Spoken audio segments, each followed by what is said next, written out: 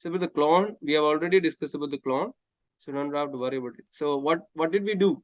We took a deep copy by using the clone function. Okay, so the idea was to use a clone function, not to take a deep copy. So we are actually copying the data along with the pointer, the data structure, the size, everything, and then we are passing it to S2. So now S2 is actually having a duplicate or a copy of the contents of hello, and these two things are independent of each other.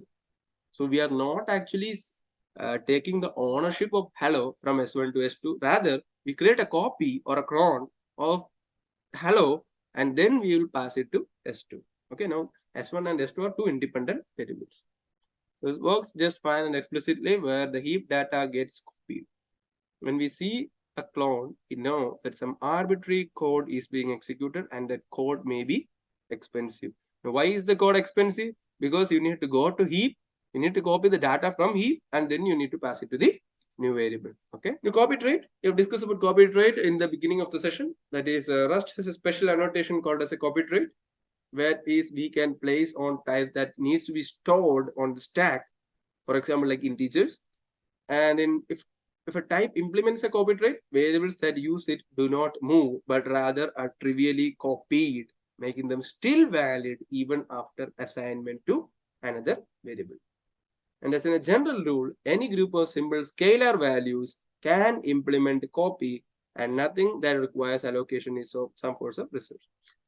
That is, any scalar data type that we have discussed in the previous session, that is anything that holds a single value, it could be a character or a char, integer, float, etc., usually has its copy trait already implemented.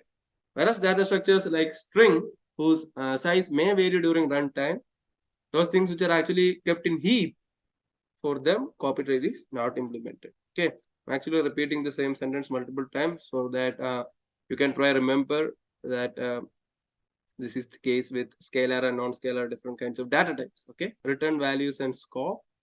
Yeah, so return values means okay, we can also bring out the ownership by doing something like if you see, you create a function here uh, that is define read string, and you create a variable s that is hello world, and then you just create like s is equal to read string s. So what are you doing? You're actually passing that variable s to the function read string, and this read string, what it does, just returns back the variable to s again. So what happens is, now initially you have the variable s which holds the ownership of the hello world. Okay, now we pass it to a function called a read string. What read string does? Read string would return this s back. So now what happens is, s, you can see the next s in the second line, right? So the s will get back the ownership of what has been lost initially. Okay, now we are returning it back to s again. Okay, I think the idea is clear. So now s is in the main function, and now you can use it to print s. So what we are trying to do here is, rather than printing, I will just do return s. Okay, return s, and what I will do is s is equal to display string. Now what happens? So initially I created an s, I pass this s to this display function, and I'm returning it back. So what happens is this s will contain the value of hello world. Okay. Now what happens is the string in the main function is s. Now what happens when you try to compile and say return s found? Oh yeah, I haven't specified a data type of return. I think that should be the problem. This issue. First assignment to us, help consider making this. Yeah. Okay. Mute. Because I've changed its value, right? That is the issue. So we need to read the errors so that you can make it right. Now practice.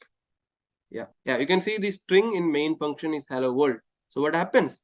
I passed it to a function. The function returned me that string. So I still have my s back after being returned. And then now I can access it in the main function. Okay. So that is the idea behind return value and scope. Now you guys need to try as much examples as possible with ownership because this is a particular stuff that is really hard to understand. And so you need to try creating different kinds like arrays, vectors, and then vector is actually a dynamic data type, so it can grow during the runtime, whereas arrays are not. So what you can do is like create a vector and then push some elements and try to pass it to some other function and try to edit it. If it is set as mutable, then you can edit. But you can try these kinds of examples for yourself and see what happens when Rust gives some error. Okay, first question is check whether the following statement is true or false. Ownership of a variable is passed to a function when we pass the variable into the function. There are two options, true and false. And the second question is, which is the trait that is implemented for types that are placed in the stack? The options are copy, debug, clone, and hash. Okay. Share the results with you. The question was, ownership of a variable is passed to a function when we pass a variable to a function. The answer is true. The second question was, which is the trait that is implemented for types that are placed in the stack?